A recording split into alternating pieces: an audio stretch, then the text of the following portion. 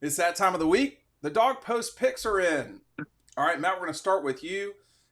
Tennessee and Florida. This I remember. I'm old enough to remember when this was a big game. I'm not sure that Ryan does. The Gators are a 7-point dog at home. Take it away, Matt. Yeah, I think the Gators cover this. I mean, Tennessee never really plays well down there. Maybe this is a different team. I think Florida's defense could give Joe Milton some trouble. It wouldn't surprise me to see Florida win this game. I think a lot of Florida fans are optimistic. They're getting some guys back that they didn't have for Utah. I think the Gators cover at home. This is a big game for them. Billy Napier needs to beat Tennessee down there. I like the Gators to cover, Ryan. Yeah, I'll take Tennessee to cover, and I don't think they're going to go into Gainesville and blow out Florida because I do think that this Tennessee team at this point in time is probably a little overrated, right? I mean, an entire half, you can't get anything going on offense, anything against Austin P until the final 20, 30 seconds. You get in there and get a last-second score, and it was the same thing the week prior. It took them a really long time to get going, and even when they were hitting on those deep balls and everything, there were just as many plays where it was like, ugh. So I think this is an overrated Tennessee team that goes in there and wins by 7 to 10 points. Yeah, I'm not sure. As I try to get myself back on the screen, which I'm successful with suddenly here. I I'm gonna go with Matt here and take the Gators and the touchdown at home. We're still talking about the SEC, where getting points at home seems just hard to.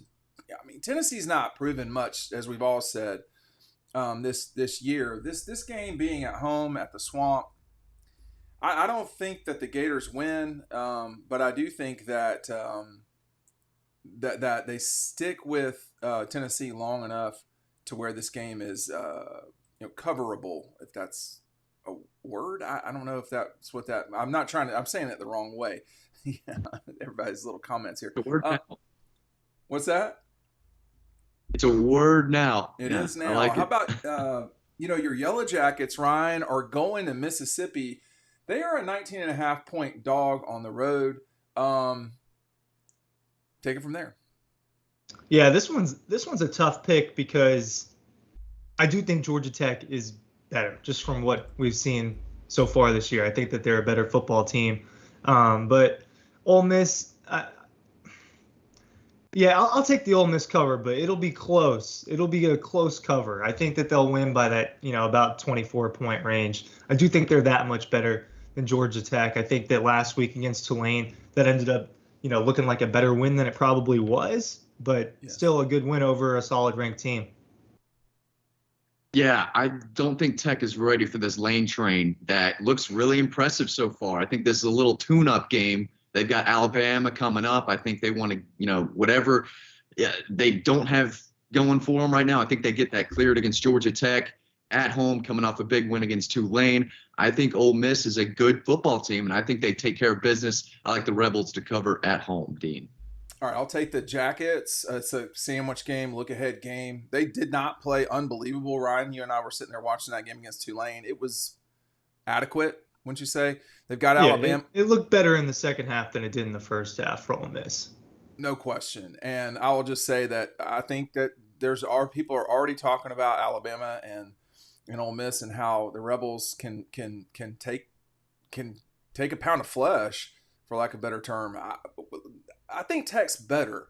I do not think that they come close to winning the game, but I also don't know that Mississippi's completely concerned with that game. Matt, Deion Sanders is a near they are a 23.5 point favorite over the Rams of Colorado State. It's going to be a late game on ESPN.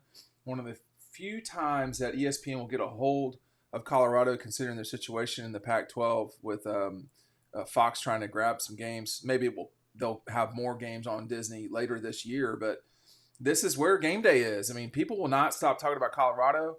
I do think, Matt, that they are they certainly seem legit so far. Colorado State should not get in their way, but what do you think about the 23.5 points?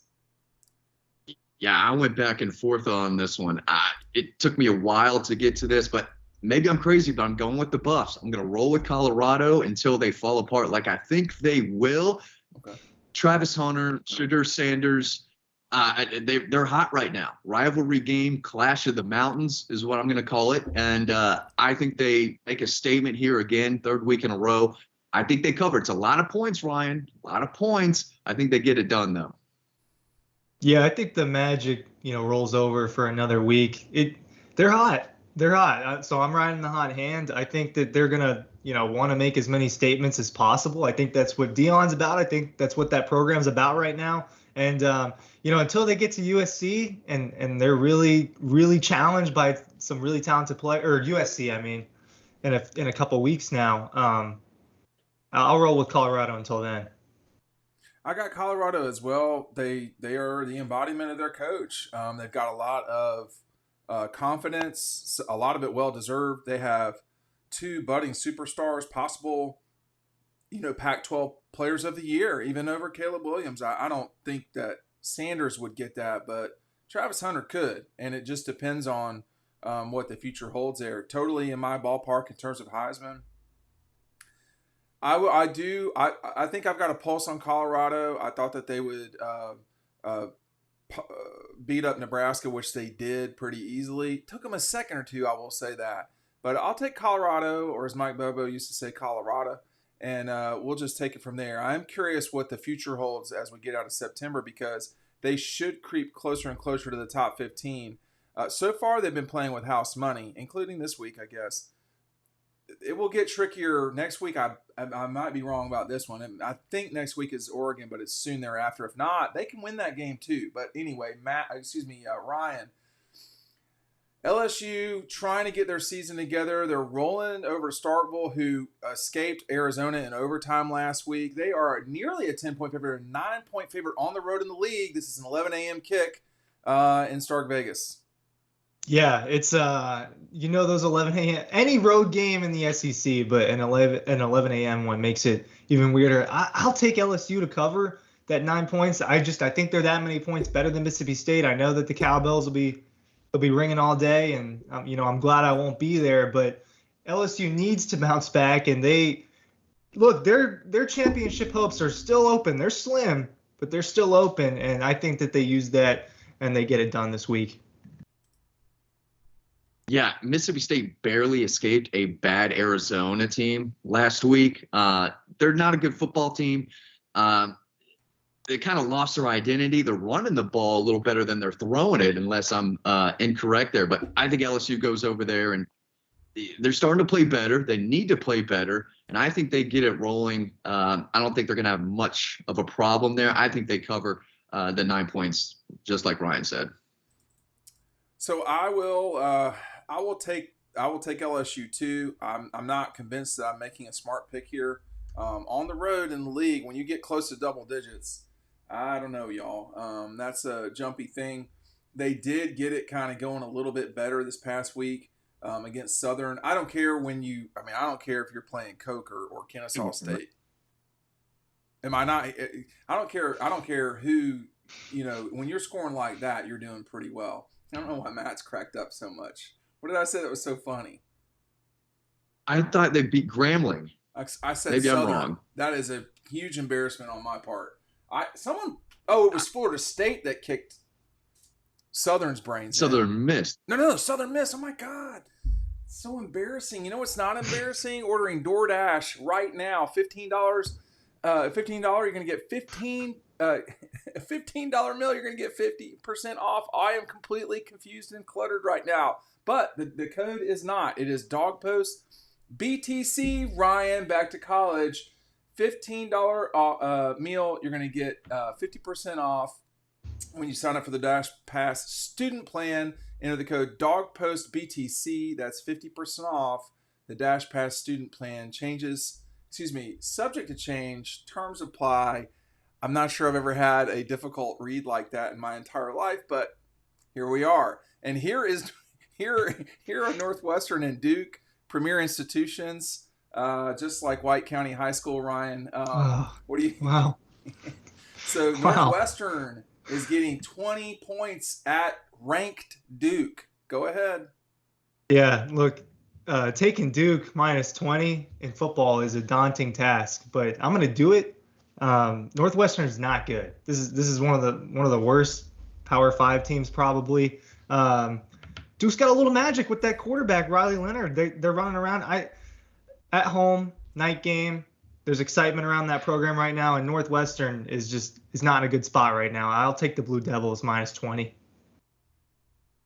Yeah, football school Duke right now. I like what they did against Clemson. I think they are going to take care of Northwestern. Like Ryan said, they're a bad team. This is the best Duke football team I've probably ever seen. They've got a quarterback. They're playing at home. A lot of excitement around that program, and taking the Dukies, All right, just real riding the quick. Duke train. Sorry about that. Just real quick before I make my pick. Do y'all both think there's a legitimate chance that Duke could play for the ACC championship, or do you think that it's still going to be probably Clemson and Florida State? They beat Clemson. I don't see why not. I think it's Florida State's to lose, but Yeah. Duke's a nice Miami, North Carolina. I think it's open. I think it's open right now, but I see Florida State there. I'm not sure who the other team is anymore. It used to be Clemson in my eyes, but I don't know. Yeah, I watched North Carolina last night when they were playing South Carolina. They're good. They're not at the level of Florida State, that's for sure. North Carolina. I will also take Duke. I do love that this is a night game on ESPN. I mean, I'm all about it. Maybe we'll catch the end of it.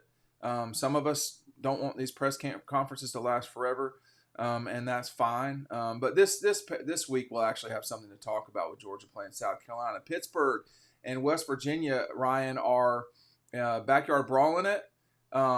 Actually, I'll go first on this one. I've been making too many picks late. I'll go first. I will, I don't know. I will take Pitt. I think that, I understand the loss to Cincinnati this past week, but West Virginia, I don't know. JT Daniels is no longer the quarterback. I don't know if that's good or bad. I'll take Pitt, and we'll take it from there. Ryan. Yeah, I'll go with the home team in this one. I'll take the home team with 1.5 points. Why are you giving us these games, man? You're giving us some weird games to pick. I'm looking at these lists. You gave us more weird ones this week. But I'll go with the Mountaineers at home, +1.5. Give me it. Matt, the people have spoken, and Ryan is apparently a coward in taking old Big East games. Pitt, baby. I think Pitt goes into the backyard, into the mountains. I guess they're already in the mountains. Pittsburgh a little bit, but give me the Panthers in this one. I think they go on the road. I think they win. Backyard brawl. Panthers all day. I don't like West Virginia. Don't like them this year. Give me Pitt.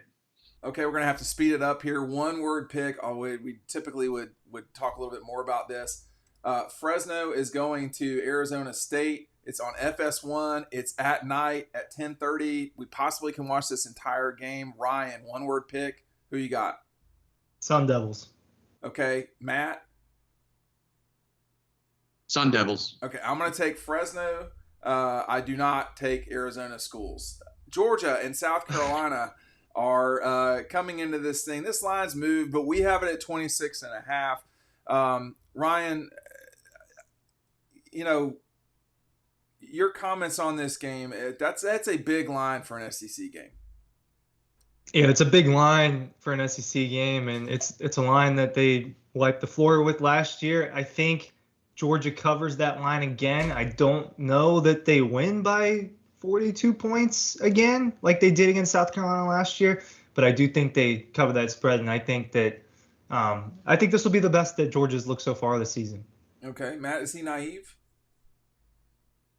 I don't think so. I think Georgia comes out hot. I think this is a bad matchup for South Carolina for a lot of different reasons. I'll write more about that in Final Feelings, but I think Georgia plays like the number one team in the country, and I think they cover this spread, Dean. I'm going to take South Carolina because of the close of the game. I do think that y'all are right as it relates to, this being a very bad matchup for South Carolina. Just watched both of their games. They're just not great. They have a very good wide receiver, maybe one of the best skill position players that Georgia will play this entire year. Spencer Rattler is all over the place. Sometimes he's very hot. Sometimes he's quite cold. The two quarterbacks at South Carolina and Clemson are, Rattler's playing better, but they're both just not what you want in terms of premier quarterback play. North Carolina had a lot of really good quarterback play, and then in the fourth quarter, he collapsed. So can Carson Beck be steady the entire time? I'll take South Carolina. I do not think this is a game that's going to be close, but I just don't know if I trust the fourth quarter as it relates to these blowout games because Georgia and them are trying to get the game won and get players in there. Thanks for watching. We'll see you on the next video.